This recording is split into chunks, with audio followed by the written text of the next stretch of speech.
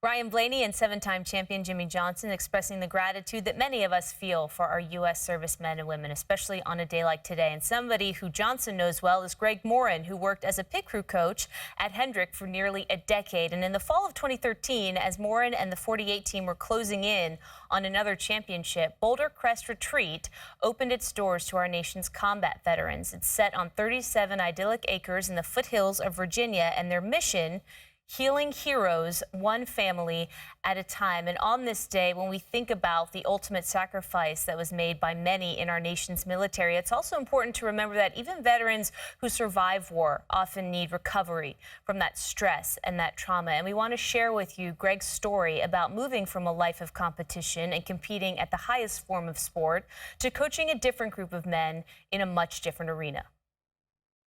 The toughest decision Greg Morin ever made turned out to be his most rewarding. It was the desire to be the absolute best at all costs, but you have to pick which one do you want to be successful with. And I had to step away and pick my family.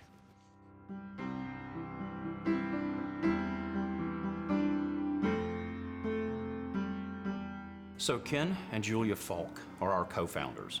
So Ken served 21 and a half years in the Navy and is a combat veteran. I'm a retired combat veteran, U.S. Army, Airborne Ranger MP, and I'm a combat operations specialist. Deployed Panama, Honduras, and Desert Shield, Desert Storm. I slowly crawled inside my own head. I was a guy that wasn't sleeping about 3 hours every 5 to 7 days. I began to isolate. I began not to get along well with others. Checked into VA, and they told me that I was suffering with something called post-traumatic stress.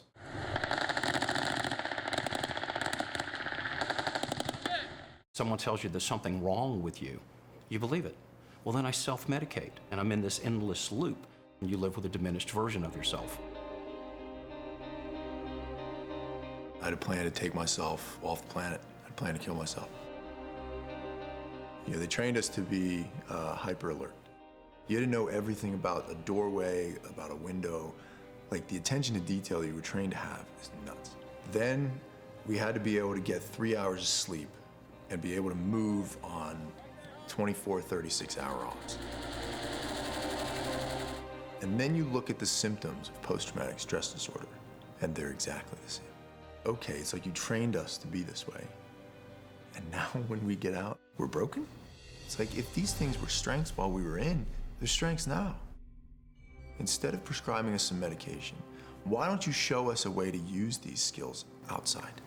And we believe if anybody has a chance to recover from trauma, it's our combat veterans. I'm different for a reason. I'm okay with being different. Our country needs different. It's time for our combat veterans to step up in our communities and lead again, not to be felt sorry for. And so for 7 days, 6 counselors lead 6 veterans on a new mission.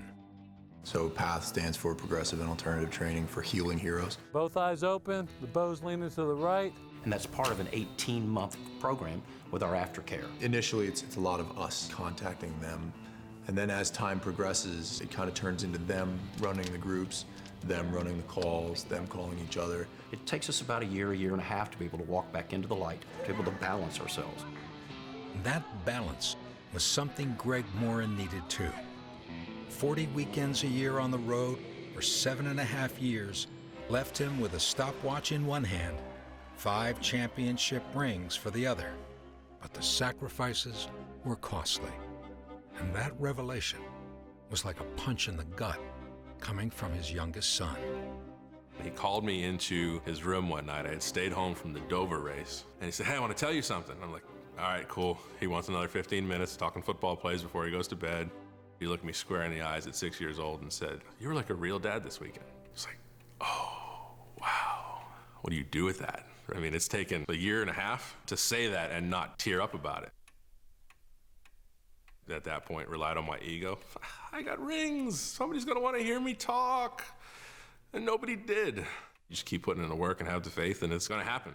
And that's when I was introduced to Ken and Boulder Crest. But what the heck am I gonna do for soldiers? Roll up a car, we're gonna 6 men change the tires and fuel the vehicle and teach us how to work as a team.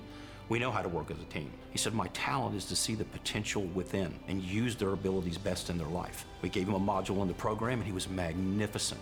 Was it nerve-wracking at the beginning? Am I going to be successful at this? Yes. That was before I understood that it wasn't about my success. It was about their success. If I'd have had the leadership that I have in Greg, and anyone in the Marine Corps, I don't know that I would be sitting here today, because I'd probably been a whole lot better off. He's an incredible man. The integrity, the discipline, the honor, the honesty, the commitment, the strength that they have to stand up and see the worst that humanity has to offer and continue to move through it. There are two different chapters for me. There was a chapter where it was all about victory, and it was all about glory, and it was all about how deep can you seat yourself in the history of this sport.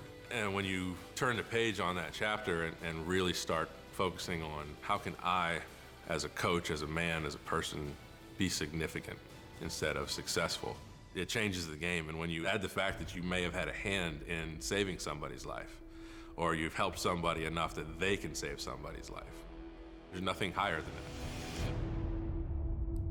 Boulder Crest Retreat doing important work. And yesterday at Charlotte, not just a race, also about paying homage to those who made the ultimate sacrifice in defense of our nation and those who continue to defend it today. More NASCAR America coming up.